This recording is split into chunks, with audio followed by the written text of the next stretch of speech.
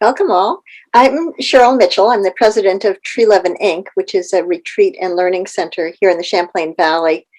And it's been our privilege over the last many years to collaborate with Building Bright Futures to produce a show called Growing Bright Futures, where we look at what's going on, especially supporting families with young children in our communities. So it's my great pleasure today to have as our guest Bethanie Farrell, who actually during the pandemic started a brand new program called The Giving Fridge. And we're delighted to learn more about why you decided to do that, what it is, and what your dreams are for the future. So welcome, Bethanie. Thank you. Thank you for having me. So I'm thinking for people who might not exactly know what The Giving Fridge is, can you give us a little overview? Absolutely. So The Giving Fridge is a staffed community refrigerator in Middlebury, Vermont, and I buy meals from local restaurants and products from local farms to give to anyone in need for any reason. So I've been doing it since December. I started with what was meant to be a 2-week project to give out 250 meals between Christmas and New Year's, and 5 months later, and we've been doing about 250 meals a week. So it's been really a wonderful experience and a great way to connect with the community. Could you tell us, how did this idea come to you? Did a restaurant say, hey, Bethanie, want to sell my stuff or give my stuff away? What happened? No, actually, I started cold calling everyone back in the beginning of December. My husband and I moved to the area last year, and when we came to Middlebury, realized that there were several empty storefronts in town. And so initially I was just thinking maybe I can decorate some of the windows for the holidays and at least brighten things up in the area. And I had permission to do that. And in one of the spaces, I found an empty beverage refrigerator in the back. And around that time, the statistics were coming out that 1 in 4 Vermonters was food insecure. Same with the restaurants. The news that the restaurants were experiencing hardship due to pandemic restrictions. And so I just kind of thought there's got to be a way to bring it together. And I had a goal to raise $2,500 so that I could buy each meal for $10 from the restaurants. And really quickly, that goal doubled. And so I just saw there was a demand that I didn't expect. I actually, the first day that I picked up a batch of, I think, 200 meals from a few different restaurants, I was worried that I wouldn't find anyone who needed the meals. And I drove around one night looking for anyone that might be, out in the street or, in parking lots, going to different communities. And luckily, it became apparent very quickly that there was a need, not just for people who have been experiencing hardship since before the pandemic, but newly food insecure and unsure of how to navigate. So can you tell us a little bit, are you an interior decorator, a nutritionist, a community developer? What was your background that got you interested in doing this? I used to be, I worked in the art world. I worked for several galleries. I had a company managing artists, presenting public art projects, private exhibitions. And I grew up in a family that did a lot of work in the communities, and we would kind of do these types of rogue endeavors. We'd drive to downtown Cleveland, and my parents were really the ones that put it all together. We would drive down with a train of families, in kind of a caravan, and open up the back of our cars and hand out toiletries and soup and sandwiches and warm drinks, because at that time in downtown Cleveland, there were a lot of issues with there being space within the shelters. And typically women and children were able to get into the shelters, but that often left men out in the cold, and we're there on the lake, and it gets, below zero many nights. So we began doing that, and we kind of had a similar situation where my mom wasn't really sure if she'd find anyone who needed the meals. And eventually we ended up with, wait for that train to pass. We're right on the tracks here. So eventually we ended up with a few hundred people coming every Sunday night, and we had several families. So I grew up with doing things like that, and it just feels like a natural, you see a need in the community and you take action. I think we've all been feeling like there's so much to do and so much suffering, especially with the pandemic, and it can feel a little paralyzing, not knowing what to do. And there's that saying, you're gonna get it wrong, and I don't remember the exact wording, but whatever you can do in your corner of the earth, you may not be able to change the world, but you can change things in the corner. So decided to start with these 250 meals, and it's just really grown. So my background is in organizing and kind of putting together creative projects, and this is a really great way that's kind of melded all of the things that I love, making sure that people are fed and taken care of, not just with food, but seeing how they can, how we can help in other ways. The plants, I love plants, the bees and the honey. My husband and I started a farm recently in Panton, and so it just really brings together everything that I really love in a seamless way. So, and when you first started out, you were at Carol's Hungry Mind, is that right? And now you've moved someplace? Yes. So one of the empty storefronts was Carol's Hungry Mind on Merchants Row, and Nettie Real Estate was really wonderful, along with Virginia Cannell from Flair Property Management, in allowing me to use the space while they were in between leases. And that was wonderful, and I would not have been able to get started without that support. But it was difficult to plan ahead because I didn't know, week to week if I would still have the space. I didn't really feel like I could act in the way that, or implement a lot of the plans that I had. But recently, the old diner in town that Town Hall Theater owns became available. And first, I didn't think it was possible, but after thinking it over, it just felt like a really great opportunity to make a space in town that could be a hub for education, and still incorporate plants and honey and education about pollinators and environment and nutrition, and have everything that happens in the space benefit the Giving Fridge by meals. So I'll be calling the space Everything Nice, and all programming and sales will buy meals for the Giving Fridge. I love it. We had the opportunity, Darla and I, to interview Lisa Mitchell a couple of shows, and I'm just imagining the creative energy between the two of you and talking about what you're doing now with this expanded She's been program. So wonderful, and she does incredible things for the theater. And there's a really great creative energy. Also Kelly Hickey in town. I'm not sure if you know her, but there's just so much we all have a vision for, and it's great to be able to meld and figure out how we can do it simultaneously. Mm-hmm. So Darla mentioned that beyond the food and the plants, you're bringing other resources to the community. You mentioned education. Do you want to tell us a little bit more about that? Yes. Well, one thing I've realized, and I'm very new to the Vermont scene and all of the resources and organizations that are available, but I've tried to immerse myself in as much as possible. And there's so many wonderful organizations doing great work, and I feel like Everything Nice and the Giving Fridge and its new location can be a hub for all of these organizations to come together, either at the same time or on different nights to work together on programming, workshops, educational seminars, screenings, really for all ages, for children, adults, seniors.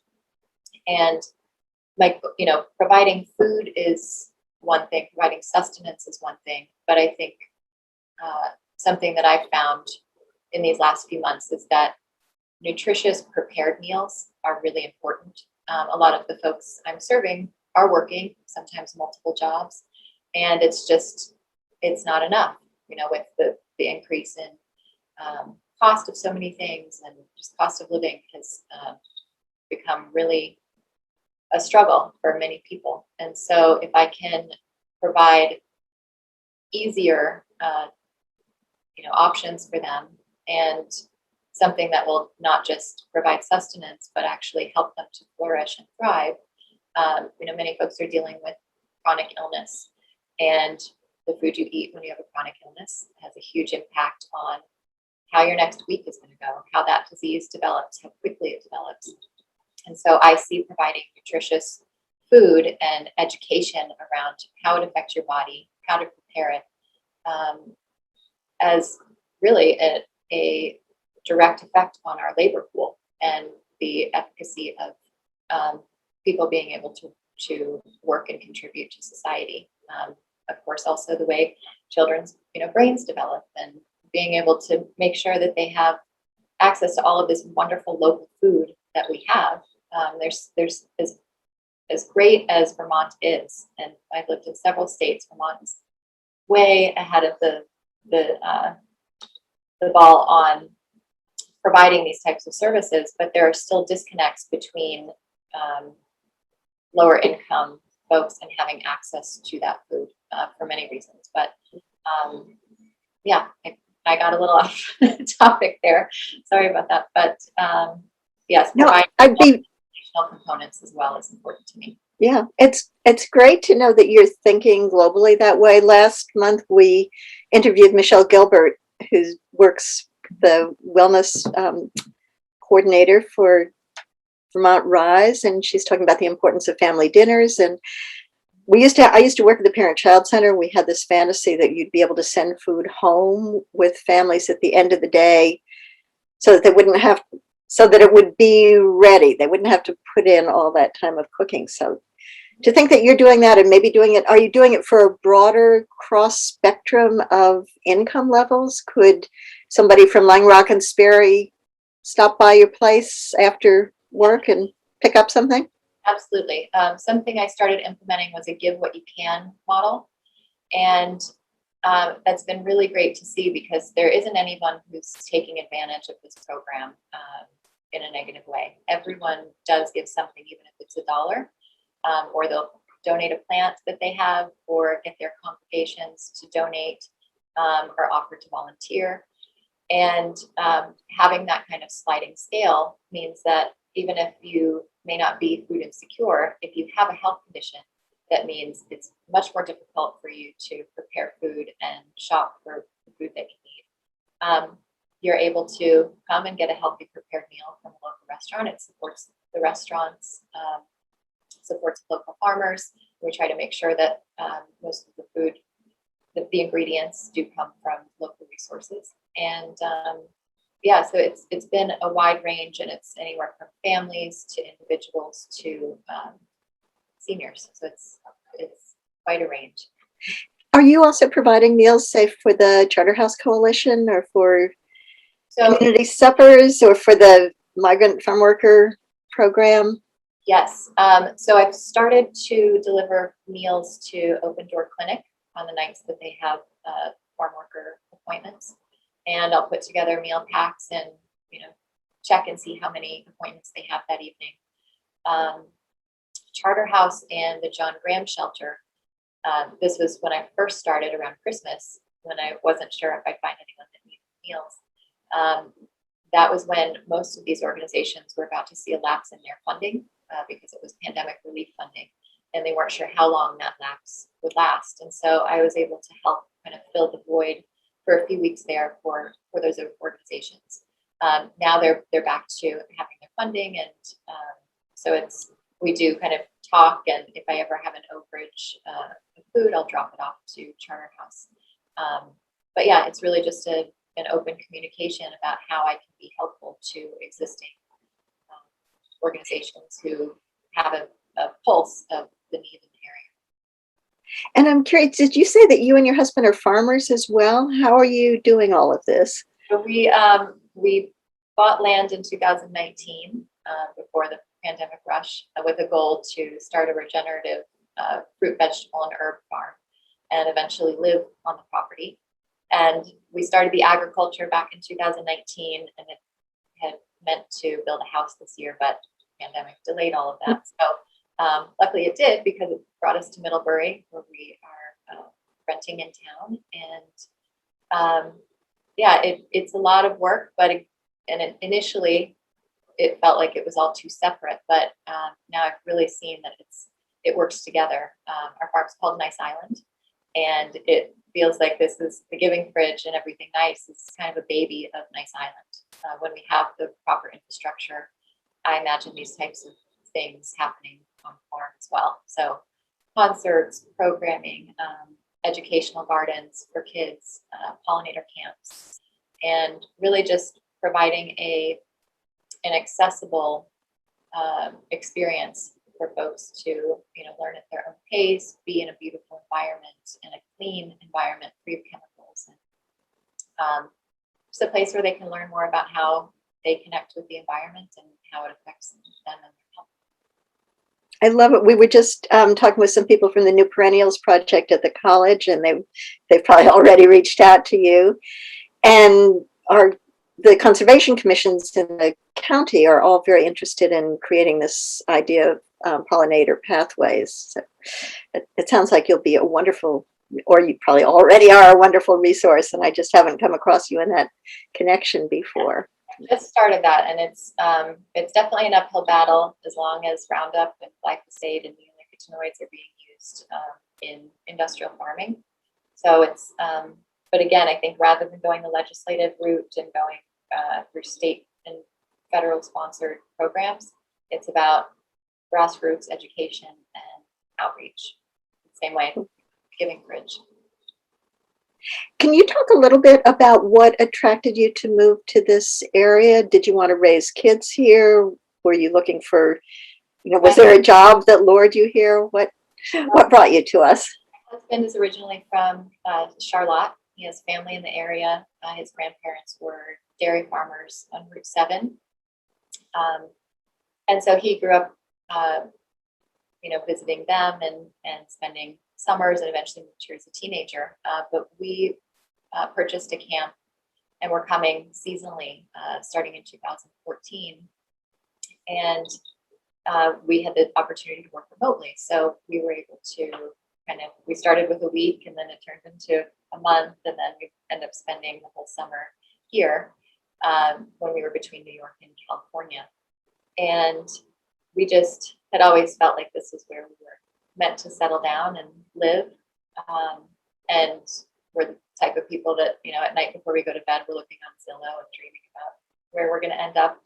And we didn't think it would be a possibility for a while, but we found a beautiful plot of land in Panton. And as soon as we stepped foot, it felt like where we were always meant to be. So, we love everything about it. Obviously the natural beauty, but the sense of community. And I've really never lived in a place where it felt like there were so many people wanting to help each other and come together. And that's been really, really wonderful and encouraging. And there have been a lot of hardships with getting, all of this going, but the community response and encouragement has been what's kept it going. So Vermont's definitely a special place. Yeah. Are you a visual artist yourself as well as managing artists? And what's your... I started out as an artist myself, and when I got into working in that field, I hadn't done anything myself for, probably 10, 15 years. In the last few years, I've started to rediscover that. I'm an oil painter, and so I'm excited to continue that. I'm working on some children's books, writing and illustrating them. So we'll see where that goes, but it's nice to get back to it. Sounds wonderful. Do you want to tell us, do you have some dreams for, you've already laid out so many dreams, I can't imagine, but are there ways that the community could help you? I don't have a shortage of. Well, so I don't think I've mentioned, I'm on the board of directors for an organization called Yamba Malawi, which is an incredible organization that takes a holistic approach to ending poverty in Malawi, which is an Eastern African country. And their approach is so, it's really starting with the belief that it starts with the children, and getting not just at the household level, but the community to understand the importance of supporting children, not just boys, but girls. We had our 15-year anniversary event recently where the former president of Malawi, Dr. Joyce Banda, spoke, and she said, she had looked at a study that talked about the common traits that female leaders all had in common. And one of those traits was the fact that their fathers had encouraged them and not treated them differently than boys. And so that was really interesting to me, and her approach in all of the policies that she's had a hand in, really having a huge effect on change within Malawi. She said it's so important that you continue to educate fathers and mothers the fact that girls need to be treated equally in terms of opportunity and leadership training. And so their entire approach to this holistic model of working within the community, and not just providing handouts, but education, training, seed funding, and ultimately training to a point where there's self-sustainability. And that's something I really see us being able to accomplish here. So instead of having all of these different fractured approaches, one person handles food, one person handles health, or one organization handles different aspects, really bringing it together and looking, from household and community level, how training and education can really change the outcome of children and families and communities. Oh, it sounds so similar to what we're trying to do with the Early Care and Learning Partnership. I'm delighted to know that you have some models, and we've run out of time, unfortunately. If you have, something else that you would like to share right now, please do that. And then I'm hoping that the contact information for you at the end will also talk about that project. And if not, we would really encourage people to either go look at it or get in touch with you directly to find out. But do you have any closing thoughts or requests? I'll be kind of having a grand opening 4th of July weekend in the new space. I'm kind of operating in a limited capacity at the moment while I get everything ready, but opening July 4th. And if anyone would like to contribute and help kind of contribute to our programming and other plans for expansion, that would be wonderful. So you can visit the website to learn more info, and we'll be rolling out new information about what we have in the works in the coming weeks. Great. Well, Bethany, thank you so much for taking the time to talk with us today. I'm just thrilled to learn about everything that you're doing. And thank those of you who are watching today. We're so grateful to be working with Middlebury Community Television. So if you would like something made available to the public in terms of information, you should get in touch with them. They're wonderful to work with. And of course, Darla Senecal from Building Bright Futures, who produces these shows, is another incredible community resource. So thank you all, and thank you, Bethany. Thank you, Cheryl, and thank you, Darla.